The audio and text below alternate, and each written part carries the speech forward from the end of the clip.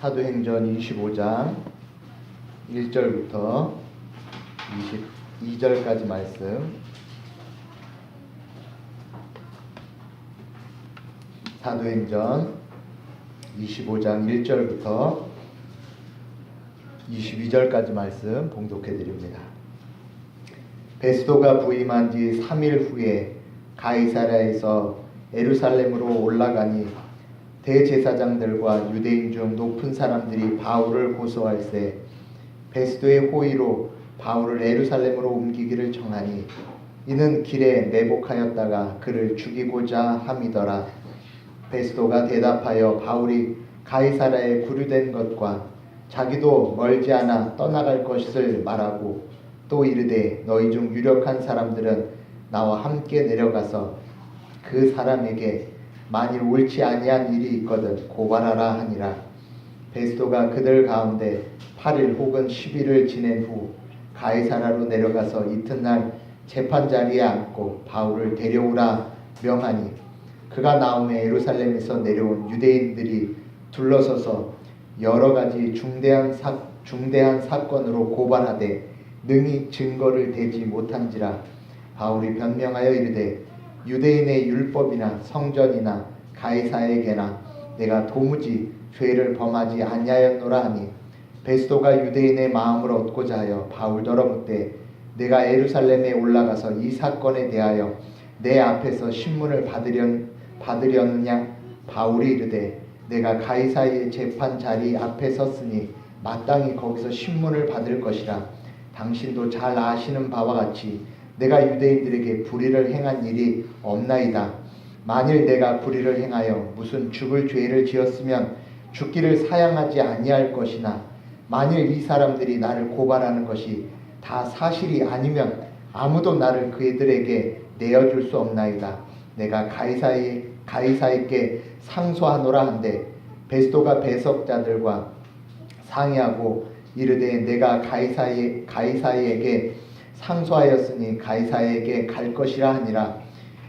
수일 후에 아그리빠 왕과 버니게가 베스도에게 문안하러 가이사랴에 와서 여러 날 있더니 베스도가 바울의 일로 왕에게 고하여 이르되 벨릭스가 한 사람을 구류하여 두었는데 내가 예루살렘에 있을 때에 유대인의 대제사장들 장로들이 그를 고소하여 정죄하기를 청하기에 내가 대답하되 무릇 피고가 원고들 앞에서 고소 사건을 대하여 변명할 기회가 있기 전에 내주는 것은 로마 사람의 법이 아니라 하였노라. 그러므로 그들이 나와 함께 여기 오매 내가 지체하지 아니하고 이튿날 재판 자리에 앉아 명하여 그 사람을 데려왔으나 원고들이 서서 내가 짐작하던 것 같은 악행의 혐의는 하나도 제시하지 아니하고 오직 자기들의 종교와 또는 예수라 하는 이가 죽은 것을 살아있다고 바울이 주장하는 그 일에 관한 문제로 고발하는 것뿐이라. 내가 이 일에 대하여 어떻게 심리할지 몰라서 바울에게 묻되 예루살렘에 올라가서 이 일에 신문을 받으려느냐 한즉 바울이 황제의 판결을 받도록 자기를 지켜주기를 호소하므로 내가 그를 가이사에게 보내기까지 지켜두라 명하였노라 하니 아그리빠가 베스도에게 이르되 나도 이 사람의 말을 듣고자 하노라. 베스도가 이르되 내일 들으시리이다 하더라. 아멘. 긴 내용이었지만 읽었습니다. 읽은 내용의 의미들을 다시 생각하시면서 오늘 말씀에 하나님께서 우리에게 나에게 주시는 말씀의 내용이 무엇인가를 잘 살펴보시기 바라겠습니다. 바울을 벨릭스가 심판합니다. 그리고 돈을 받을까 하여 이제 더 가둬둡니다. 그리고 나서 24장 27절에 이태가 그래서 2년이 지나는 시간입니다. 2년이 지나고 나서 벨릭스에서 베스도로 총독이 바뀝니다. 2년의 시절 동안 이제 총독이 바뀌어지는데 벨릭스에서 베스도로 바뀌는데 1절을 보십시오. 25장 1절 함께 합니다. 베스도가 부임한 지 3일 후에 가이사라에서 예루살렘으로 올라가니.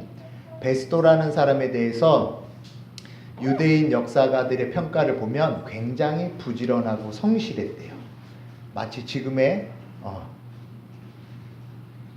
우리 대통령처럼 2달 만에 벌써 미국 가고 뭐 또 다음에 또 정상외교하고 쉬지를 않고 부지런히.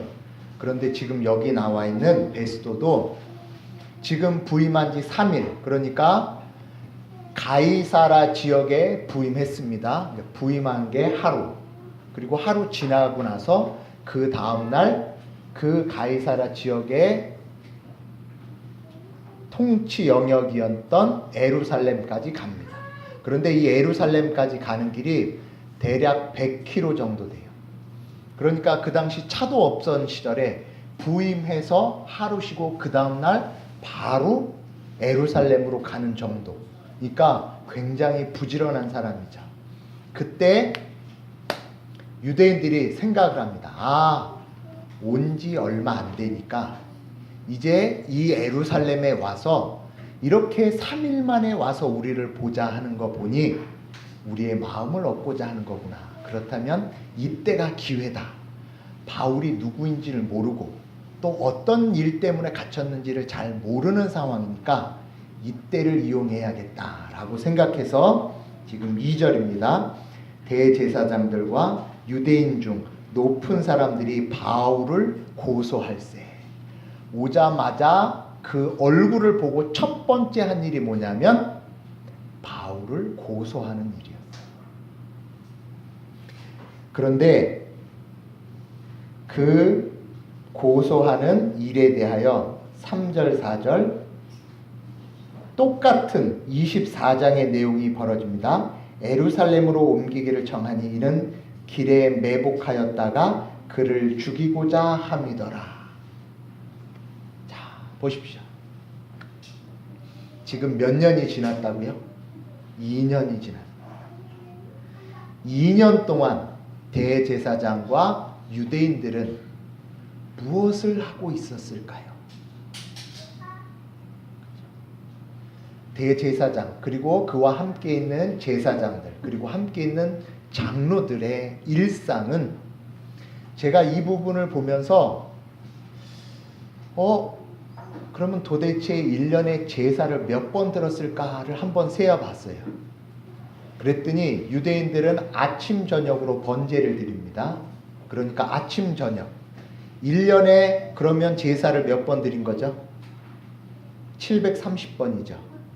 730번을 몇 년? 2년이니까 1400번. 이건 지금 아침 저녁에 있는 번제만 생각한 거예요. 유대인들은 절기가 있죠.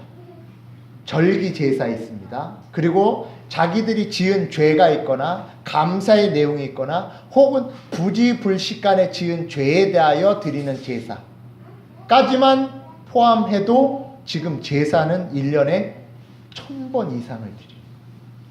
그러면 1년에 1000번 이상이면 하루에 3건 이상의 제사를 드리고 있었어요. 그리고 그들은 날마다 하루에 3번 기도하는 것이 있었습니다. 바벨론 포로로 끌려가서도 그건 지켰어요. 하루에 3번 기도하죠. 그리고 하루에 2번 이상 제사를 드리죠. 이걸 보면서 마치 한국을 보는 것 같았어요. 2년 동안 이들이 전념해서 하루 종일 했던 것은 제사와 기도였어요. 그런데 뭐 생각하고 있었다고요? 바울 고소하는 것만. 고소할 뿐만이 아니라 뭐죠? 죽이려. 2년 내내 애쓰고 수고하고 열심을 품었던 것은 그렇죠? 죽이고 바울을 어떻게 할까라는 이 말씀을 보면서 저와 여러분들이 우리의 신앙이 과연 날이 갈수록 무엇이 채워지고 있는가?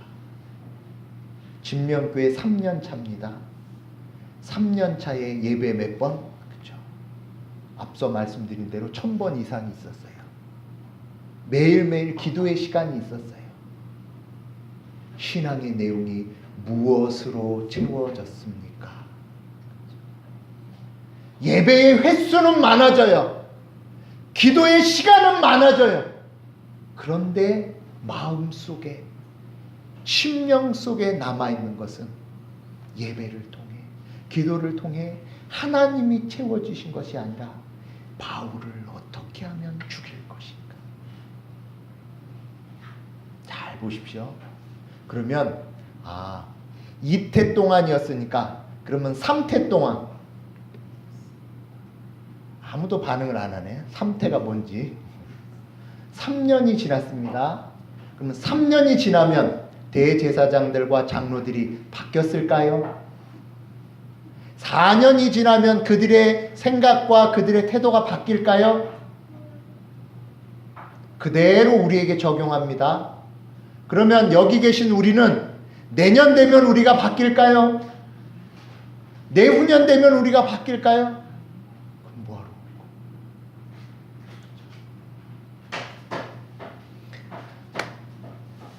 저기 미국 정확한 주는 어딘지 모르는데 거기에서 흘러나오는 전설에 관한 얘기입니다.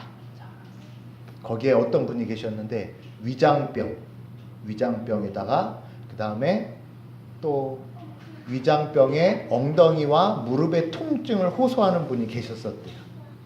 그런데 이 무릎과 통증과 위장병 때문에 너무 힘드니까 친구한테 얘기했더니 친구가 하는 말이 척추 교정자에게 가보라고 얘기를 했대요.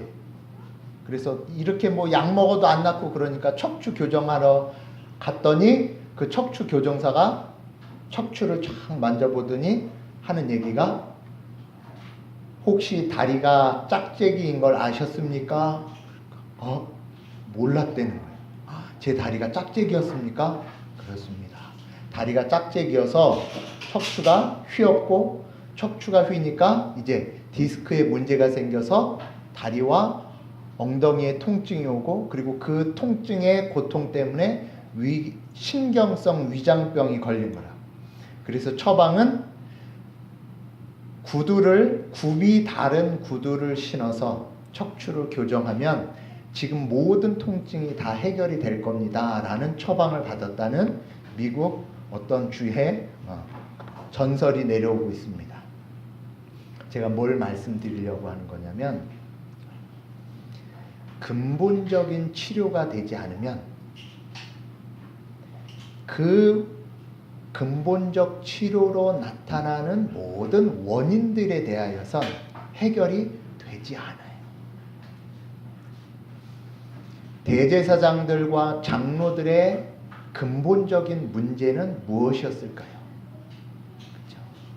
시간의 문제도 아니요, 열성의 문제도 아니요, 율법을 지키냐 안 지키냐에 대한 어떤 명시적인 내용도 아니에요. 그들의 문제는 죄의 문제였어요. 죄의 문제가 해결되지 않으면 이태가 지내든 3년이 되든 4년이 되든 제사를 몇 번 드렸냐, 기도의 시간이 몇 시간이었냐와는 상관없이 나오는 열매는 다 죄의 비참함의 열매들이에요. 저와 여러분들이 일상의 여러 가지 문제들에 대하여 고민하고 기도하고 그리고 그 문제 때문에 기도와 하나님 앞에 나오는 내용들이 있을지라도 근본적인 문제의 해결 무엇입니까?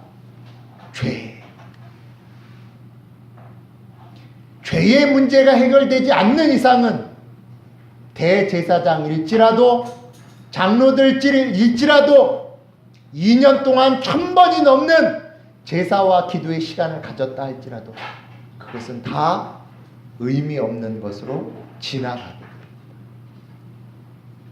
저와 여러분들이 오늘 이 시간 하나님 앞에 나올 때에 대제사장들과 같이 그들이 행했던 일상적인 습관을 쫓아온 것이 아니고 다시 한번 자기 자신에 대한 깊은 물음이 있으시길 바랍니다. 그 물음을 갖는다는 게 이런 내용입니다. 자, 여기를 보십시오. 저와 여러분들은 답을 다 갖고 있어요. 답을 갖고 있다는 게 뭐냐면, 예를 들어서 7을 다 줬어요. 여러분들이 7을 갖고 있어요. 이게 정답입니다. 무조건 이걸 내미시면 이게 답이에요 라고 들었어요. 그래서 7을 다 갖고 있어요. 7을 가졌으니까 뭐는 안심하냐면, 나는 답은 가졌다라고 안심은 됐어요. 근데 시간이 지날수록 무슨 생각이 들까요? 이 7이 뭐에 대한 답인지, 무엇에 대한 답인지 모르면 갖고 있어도 이것을 내밀 수가 없겠죠. 이 7이 3 더하기 4에 대한 답인지, 7월달 7을 얘기하는 건지, 아니면 그게 내가 기도하라는 시간의 내용인지 모르죠. 저와 여러분들이 신앙생활하면서 답은 다 받았어요.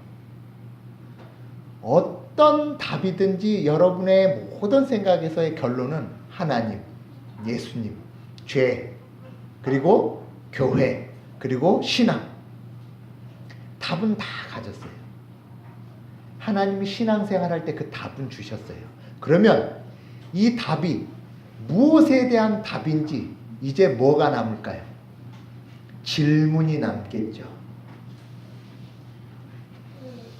여러분들이 신앙생활하는 건 답을 갖기도 하지만 이 답에 대한 질문의 시간들을 하나님이 허락하셔요. 그래서 질문이 나올 때 뭐가 나오죠?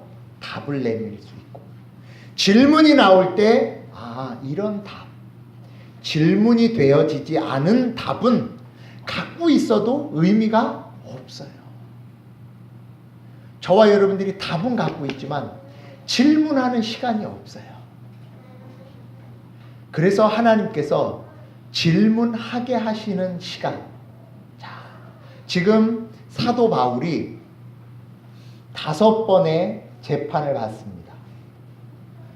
21장에서 유대인들에게, 23장에서 공의회에서, 그리고 24장에서 이제 벨릭스, 24장에서 이제 베스도, 그리고 25장에서 아글리빠와 관계된 아글리빠 2세와 아글리빠 왕과 관련되어서 이렇게 5번의 재판을 받는데, 5번의 재판이 모두 다 똑같아요. 그쵸? 유대인들이 질문하고 바울이 답하는 것, 총독이 질문하고 바울이 답하는 것, 나중에 아글리빠 왕이 질문하고 답하는 것. 지금 사도 바울은 어디에 있었습니까? 감옥에 있었죠. 감옥에 2년 동안 있으면서 무슨 생각을 하고 있었을까요? 여기까지 오는데 지금 2번의 재판, 3번째 재판이 지났습니다.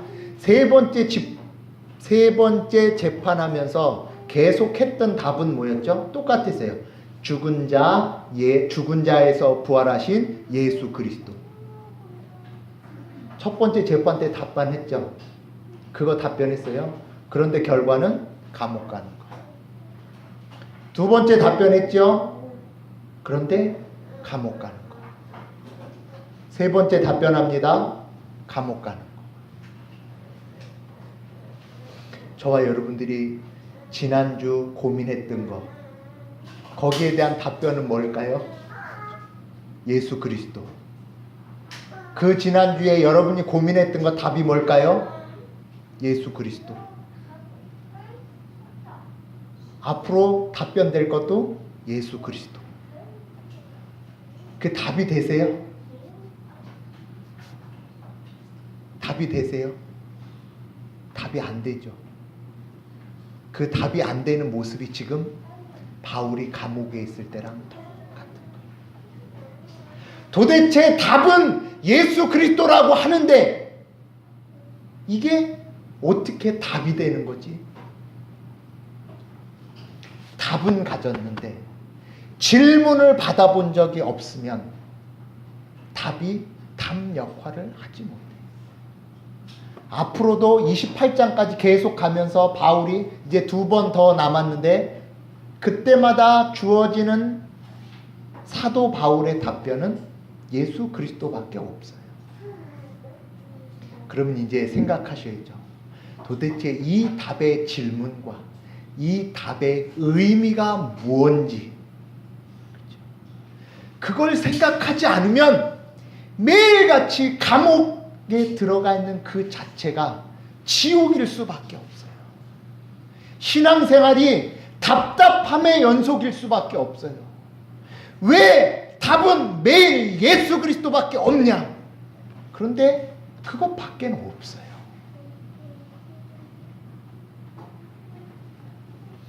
이런 답변에 대해 세상은 이렇게 이야기를 합니다. 18절, 19절 보십시오. 18절, 19절 함께 합니다. 시작. 원고들이 서서 내가 짐작하던 것 같은 악행의 혐의는 하나도 제시하지 아니하고 오직 자기들의 종교와 또는 예수라 하는 이가 죽은 것을 살아있다고 바울이 주장하는 그 일에 관한 문제로 고발하는 것 뿐이니라. 지금 아글리빠와 버니게가 베스도가 새로 총독이 왔다고 하니까, 총독은 도지사 정도입니다. 그리고 여기 왕은 분봉왕, 그 지역 전체를 다스리는 왕이, 새로운 총독 도지사가 왔다 그러니까 아그리빠 왕하고 이제 버니게 그의 부인이 같이 가서 얼굴을 보러 간 겁니다. 그리고 나서 바울에 관한 얘기를 들을 때 베스도가 그 아그리빠 왕한테 이렇게 얘기하는 겁니다. 얘가 지금 가이사의 황제에게 가겠다고 계속 자기를 상소하겠다고 하는데 얘기 좀 들어보십시오. 얘기를 들어보니까 제가 하는 얘기는 뭐냐면 자기들의 종교, 여기 종교라고 쓰여진 표현이 실제로는 미신이라는 단어로 쓰여졌어요. 그러니까 자기들이 생각하는 미신, 그리고 예수라 하는 죽은 이가 살았다 하는 것 뿐이다 라는 말은 대단히 낮추어서 비하해서 얘기하는 거죠. 저것들 얘기하는 거 보니까 나 뭐 중요한 거 얘기하는 줄 알았는데 하는 얘기가 고작 죽은 자가 살았다는 예수에 관한 얘기로 사느냐 죽느냐 황제를 만나냐 안 만나냐 떠들고 있습니다. 죄의 눈이 가려진 자의 모든 방향은 율법과 성전이 있음에도 불구하고 죽음으로 가며, 죄로 눈이 가려졌으면 예수 그리스도에 관한 것을 이 정도로밖에 보지 않아요. 우리가 예수 그리스도가 전부이며 그 전부에 앞서서 우리의 전부를 가렸던 것이 죄입니다 라고 생각했을 때 다 뭐라고 생각하냐면 가볍게 여기는 거죠. 쉽게 생각하는 거예요. 죄? 그게 지난주 생각해보니 죄 짓고 사셨습니까? 그래 뭐 죄 해결을 어떻게 하셨습니까? 뭐 기도하면 다 예수님 다. 그렇게 가볍게 생각하는 그것이 죄예요. 예수 그리스도의 크기를 그려보십시오. 죄의 크기를 그려보십시오. 그 크기가 바로 죄의 크기예요. 예수 그리스도에 대해서 요만큼만 생각하고 있다면 죄에 대하여서도 요만큼만 생각할 뿐이요, 그리고 죄에 대하여서 예수 그리스도에 대해서 요만큼밖에 생각할 수밖에 없으니 결국 세상이 하는 이야기는 그것밖에 안 되는 거 가지고 뭘 그렇게 심각하게 생각하냐 하고 어떻게 될까요? 떠내려가는 거예요. 저와 여러분들이 일주일 동안 살아오면서 주변에서 죄는 심각한 문제입니다. 그 심각한 문제의 해결은 예수 그리스도밖에 없습니다. 라고 몇 번 들으셨어요? 한 번도 들어보시지 못하셨다면 그렇죠? 우리가 그래서 본문 꽂아 놓으시고 골로새서를 가십시오.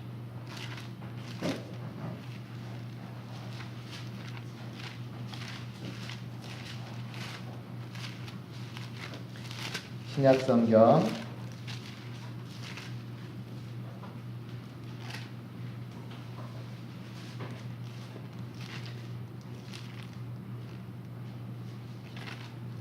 골로새서 4장 골로새서 4장 2절부터 6절입니다. 골로새서 4장 2절에서 6절 함께 합니다. 기도를 계속하고 기도에 감사함으로 깨어 있으라. 또한 우리를 위하여 기도하되 하나님이 전도할 문을 우리에게 열어주사 그리스도의 비밀을 말하게 하시기를 구하라. 내가 이 일 때문에 매임을 당하였노라. 그리하면 내가 마땅히 할 말로써 이 비밀을 나타내리라. 외인에게 대하여서는 지혜로 행하여 세월을 아끼라. 너희 말을 항상 은혜 가운데서 소금으로 맛을 냄과 같이 하라. 그리하면 각 사람에게 마땅히 대답할 것을 알리리라. 아멘. 그리스도의 무엇이래요? 그리스도의 무슨 문? 비밀의 비밀. 자, 여기 꽂아 놓으시고 저 보십시오. 그리스도에 관한 그것이 무엇이다? 비밀이래요. 비밀. 비밀은 다 아는 거 몇 사람만 아는 거.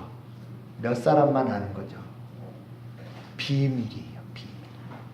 그래서 세상 사람들은 여기 나와 있는 외인들은 계속해서 감추어졌기 때문에 그리스도에 대해서 뭐라고 얘기를 하죠? 그것뿐이더냐. 신앙 갖고 사는 문제에 대해서 계속해서 그것밖에 없으면서 왜 그것 가지고 버티느냐라고 얘기를 해요. 세상이 계속하는 얘기는 복음은 죄의 문제는 어떤 것이다? 작은 것이다. 예전에도 한번 말씀을 드렸습니다.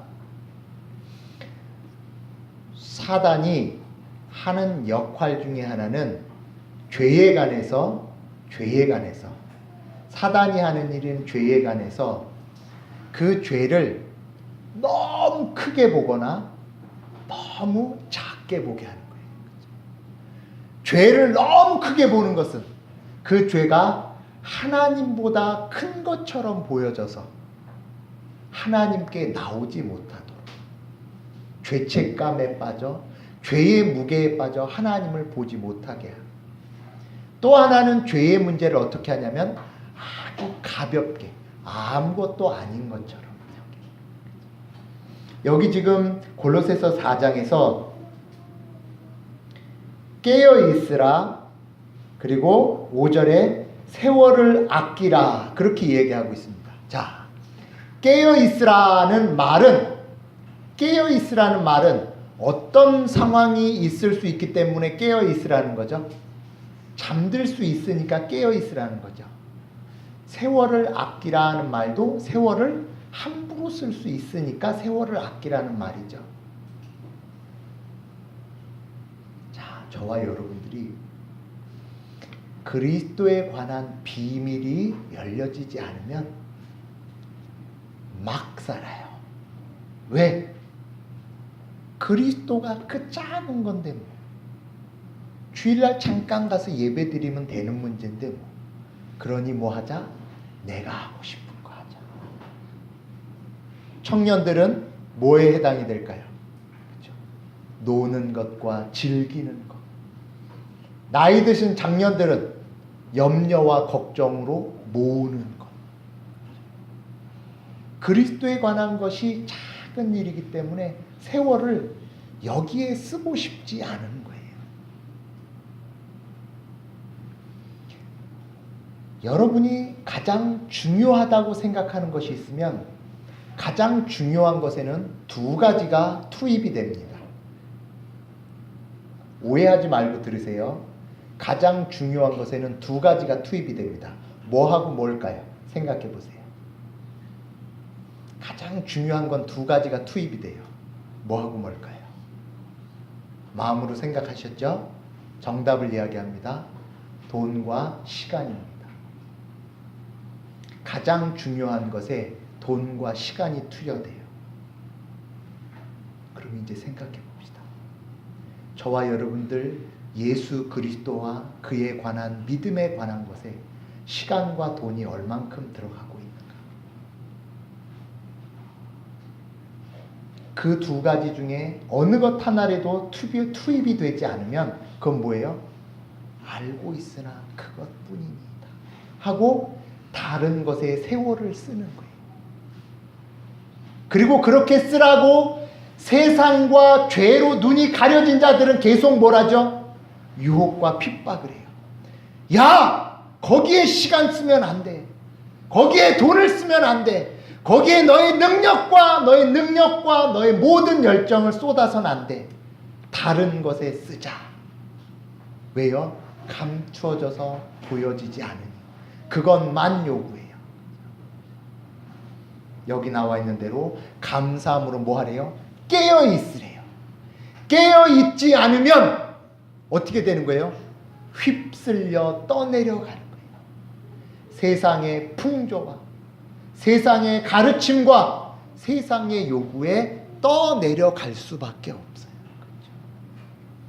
저와 여러분들 깨어 있으셔야 돼요. 세월을 아끼셔야 돼요. 그러려면 뭘 하라? 기도해야 돼요. 기도에는 두 가지가 다 들어가요. 시간도 들어가요.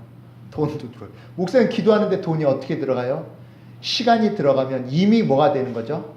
돈이 들어가는 거예요. 내가 다른 것을 스톱하는 거니까.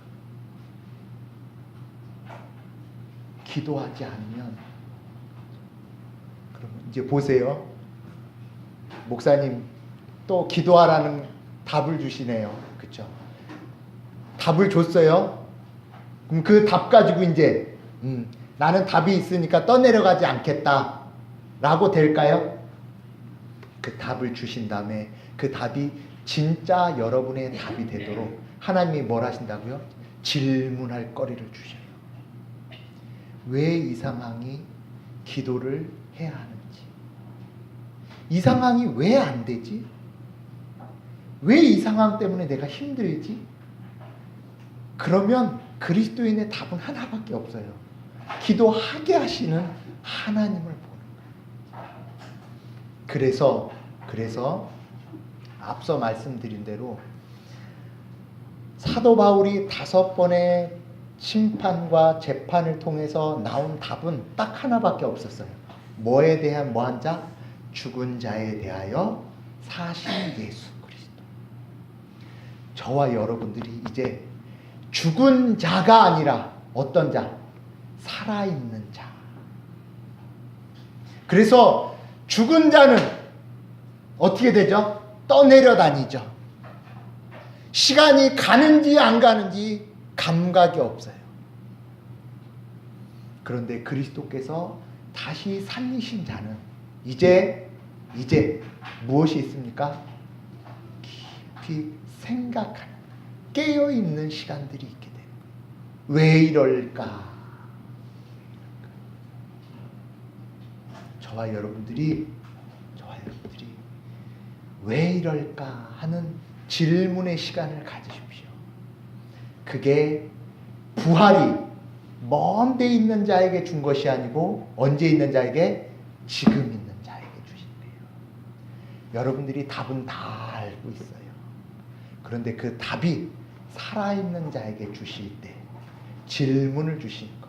이게 왜 이러지? 질문이라는 용어로 얘기를 하니까 좀 고급스러운데 성경적 표현으로 얘기를 하면 유의해서 들으십시오. 질문을 성경적 용어로 바꾸면 불평과 불만이 돼요. 그쵸? 죽은 자는 불평을 안 해요. 왜요? 감각이 없기 때문에. 근데 하나님이 왜 불평과 불만을 허락하실까요? 그쵸? 살아있는 자에게만 주시는 감각이에요. 너 그거 진짜인 줄 알았지? 너 그거 붙잡으면 다 되는 줄 알았지? 그런데 우리 편에서 보면 그게 계속 불평과 불만이에요. 그런데 그걸로 뭘 하냐면 질문을 하고 그 질문에 대해 내가 가졌던 답이 무엇인지를 보게 하시는 거예요. 여기 놓으시고 출애굽기 15장, 우리 지난 수요일 날 봤던 말씀인데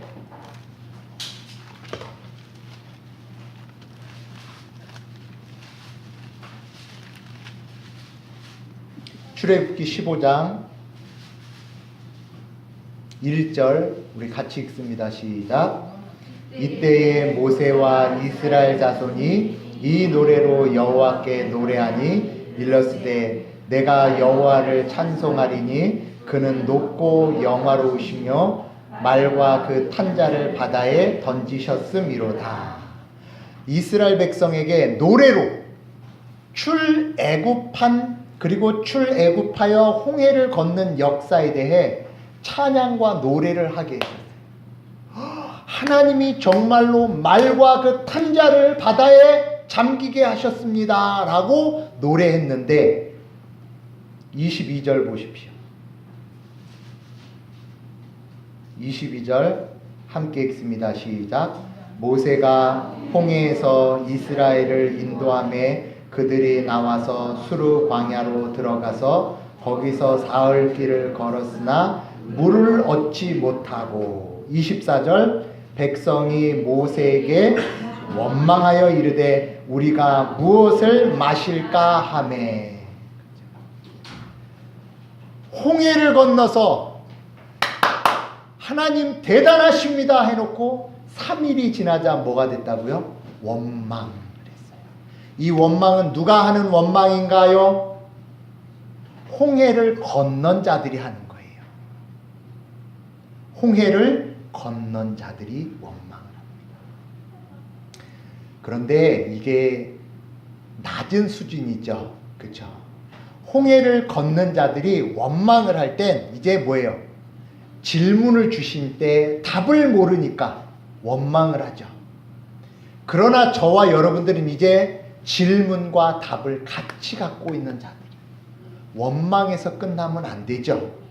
원망에서 끝나면 안 되죠. 어디까지 나가야 되냐면 이제 오늘 본문으로 다시 돌아옵니다.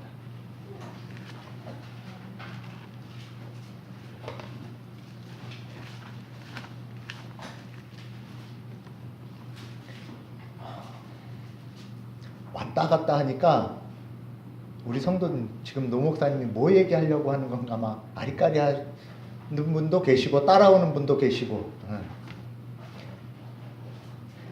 오늘 설교는 집에 가서 꼭 다시 한번 들으십시오.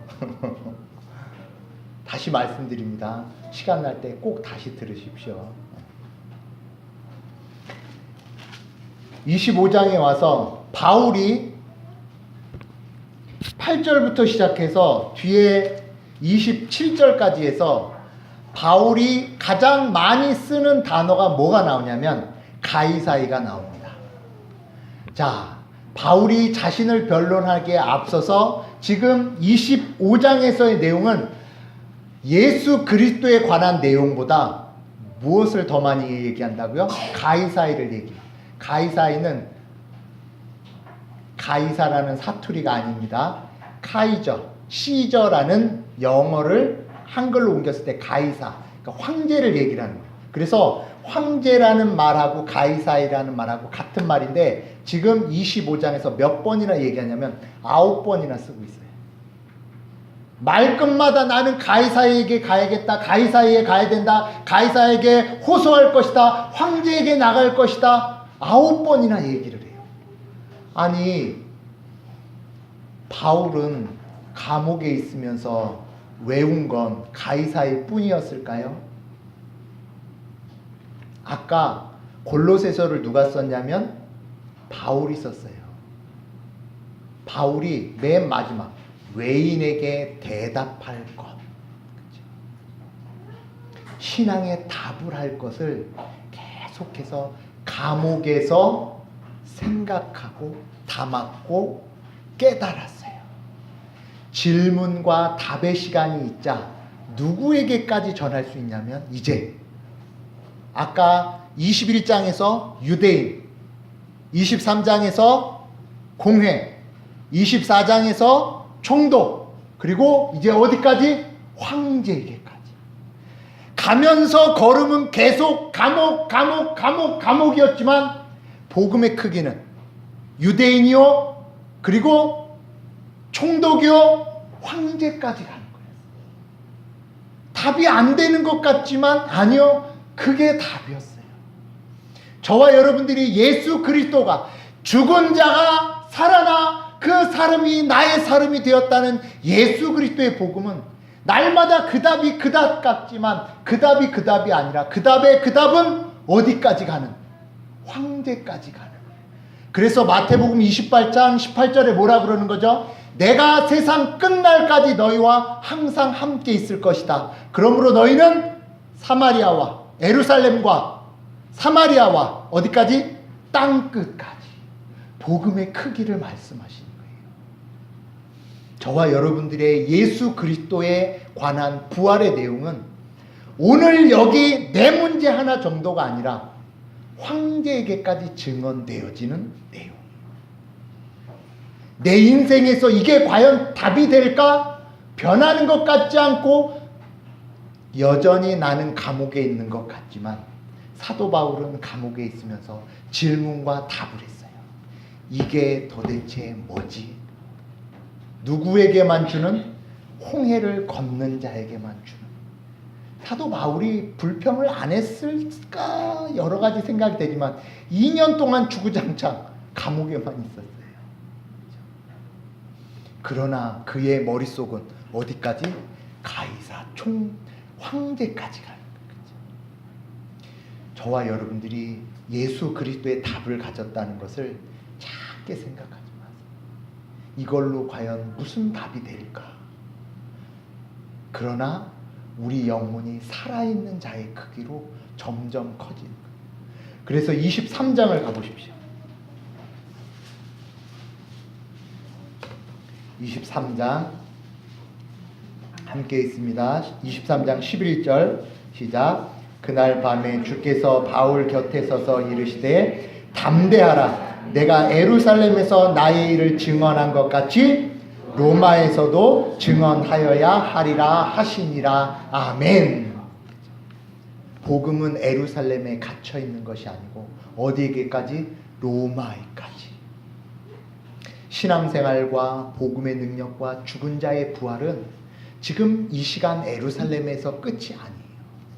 저와 여러분들이 로마에 갔을 때 그 로마의 황제에게까지 말하는 누구라고? 증언이나 증인이 되게 한대. 증인.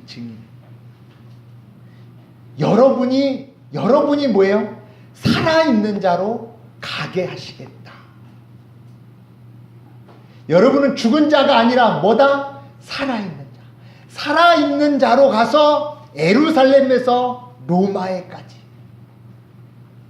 그래서 한 구절만 더 봅니다. 고린도후서 3장 신약성경 289페이지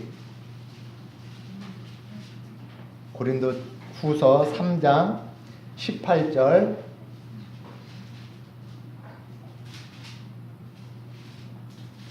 289페이지 3장 18절 우리 천천히 함께 하겠습니다.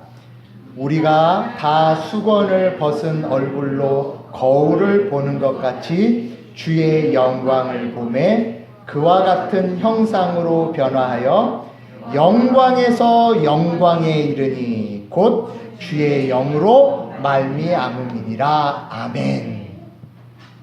어디에서 어디로? 그렇죠. 영광에서 영광으로 해요. 우리는 다 비참해서 영광인 줄 알았어요. 그런데 하나님께서는 그렇게 옮기시지 않겠대요. 우리를 영광에서 영광. 이 처음의 영광이 무엇이었을까요? 죄와 죽음과 세상에 대하여 이기신 구원의 역사. 세상의 어떤 것도 감출 수 없고 가릴 수 없는 수천 번의 제사와 수천 번의 기도로도 가려지지 않는 그 죄를 예수 그리스도께서 다 이기시고 부활하셔서 그 영광의 자리에서 시작하게 하시는, 그리고 그 영광으로부터 영광의 자리로 우리를 인도하시겠다 하시는 약속의 말씀. 그 자리에 우리가 증인으로 부름받은 거예요. 내가 여전히 감옥 같은 상황이요, 대답할 것은 예수 그리스도밖에 없다라는 비참이 아니라 오히려 내가 예수 그리스도를 알았기에 이 갇힌 바 된 상황, 그곳에서 예수 그리스도만을 증거하는 자, 그러나 그 크기가 가이사에게까지. 그래서 하나님의 성도들은 이 영광에서 영광에 이르는 거예요. 복음의 크기를 보셔야 돼요. 주님, 이 영광에서 영광으로의 크기가 보여지지 않습니다. 그러면 뭐 한 거예요? 지금 세월에 흔들리는 거예요. 눈이 가려진 거예요. 저와 여러분들 눈을 잠깐 감아보세요. 눈을 잠깐 감아보세요. 하나 둘 셋 하면 눈 뜹니다. 하나 둘 셋. 주님 이렇게 뜨여져 영광에서 영광을 보는 자 되게 하여 주시옵소서. 그리고 이 감추어진 비밀을 증언하는 증인이 나임을 기억하시고 자부심, 그리고 위로, 그리고 용기 가지시는 우리 진명교회 성도 다 되시기 바랍니다. 기도합니다. 하나님 아버지, 바울은 감옥에 있었지만 그의 고백은 영광에서 영광이라고 증언하였습니다. 이제 하나님의 백성된 우리들이 오니 주님, 제사의 횟수와 기도의 시간으로 감격하는 것이 아니라 오히려 그것을 허락하게 하신 예수 그리스도, 그래서 그 그리스도가 주신 은혜를 따라 율법과 제사를 행하는 기쁨과 소망의 사람들 되게 하여 주시옵소서. 가이사이가 자꾸 우리를 그것밖에 안 되냐, 그것 가지고 어떻게 살아가냐, 그것뿐이냐라고 우리를 흔듭니다. 주님, 그러나 그들에게 대답할 것, 우리는 다른 것이 아니라 죽었다 살아나신 예수 그리스도의 부활, 그리고 그것이 나의 부활이기에 이제 우리가 대답할 내용을 가진 자로서 때마다 쉬마다 질문받고 질문으로 도전되어질 때마다 답을 낼 수 있는 용기와 믿음의 성도들 다 되게 하여 주실 줄 믿사오며 살아계신 예수 그리스도의 이름으로 기도드렸습니다. 아멘.